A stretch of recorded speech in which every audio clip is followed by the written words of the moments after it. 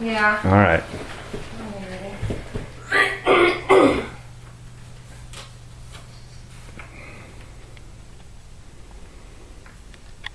Good morning, everybody, and thank you for coming. In today's economy, it may not always be easy to make ends meet. Excuse me, especially if you're a student and you have to live off financial aids or student loans. But with the right tools, if you have a sharpened pencil and you keep it very sharp, you can end up saving money. And if you make and keep a budget, it can help you live within your means. Now, by living within your means, I mean paying off your expenses and your necessities first and then living off of what's left over. Now, I've kept track of my expenses for a little over 3 years, started with a very limited income, ended up paying off a big debt so I can get my first car, ended up managing to build some credit. Now, sometimes it gets tough, but if you pay off your expenses first, then live off what's left over, you're going to get into more debt. Unless you have credit cards, but that's a whole other story. Now, today I'd like to inform you about why it's important to make and keep a budget, show you some guidelines on how to make one, and even save a little money in the process. Now, according to the Financial Dictionary website, a budget is a spending plan to allocate your income to cover your expenses. So why is keeping a budget important? It's important because keeping track of your expenses and knowing how much money you have to work with from week to week or month to month is key to living within your means.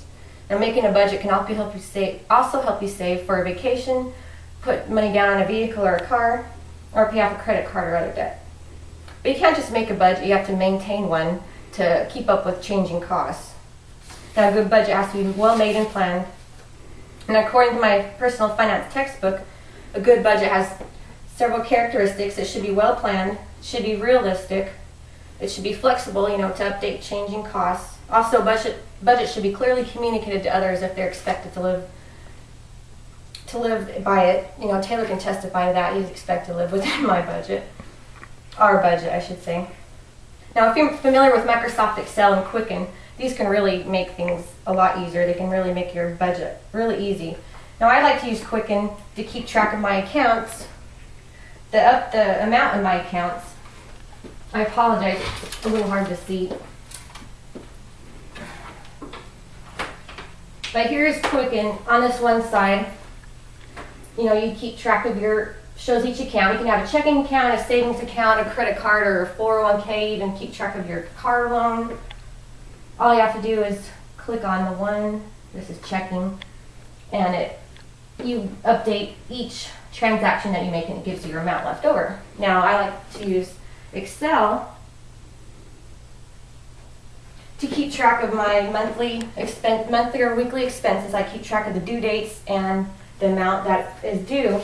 This is an example, like for November,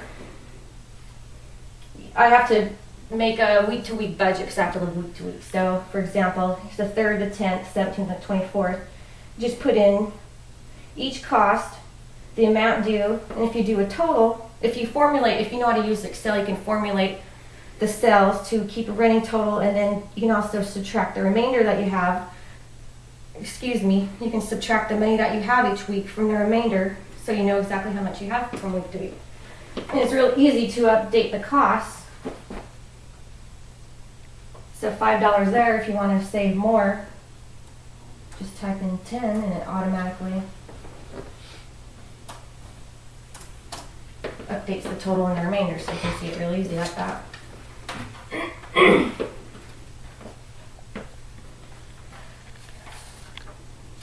Now, for a budget to work, it has to be maintained and updated regularly.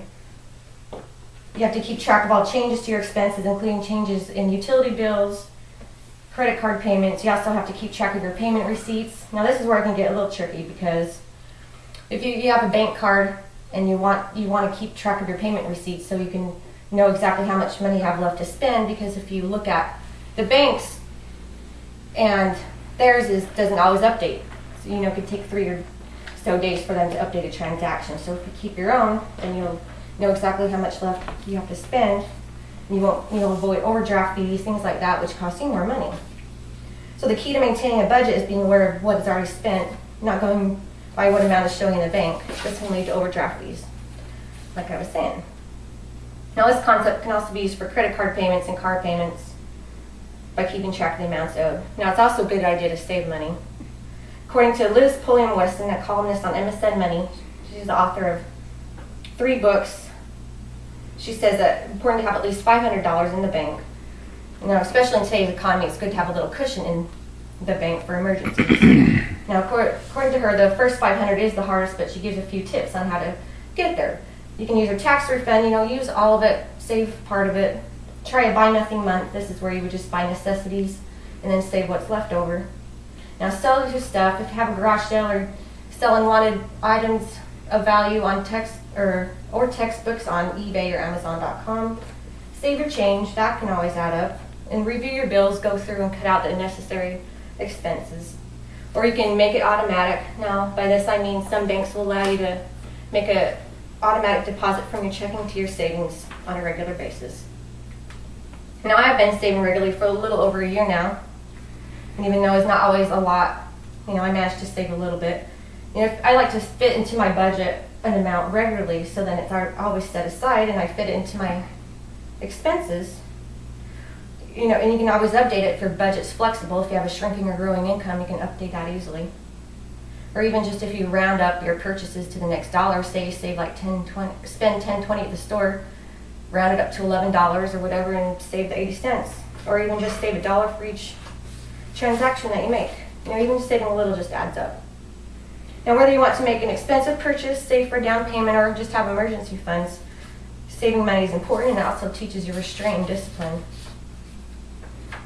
Now, making a budget can help you keep track of your expenses and cut back where needed so that you can live within your means. Now, having a budget can also help you to achieve financial goals and save money. Now, it may sound like a lot of work, but the rewards are well worth it. Now, software programs like Excel and Quicken can really help you make it easy for you. You just put in the numbers and it does it all for you. Now, having a savings is important for emergencies and keeping a tight budget so you can save money. Now, having financial freedom is what everyone strives to do, and making a budget is a big part of that. Thank you. Does anyone have any questions? I'd like to add, for a small fee, I'd be willing to help anyone make their budget for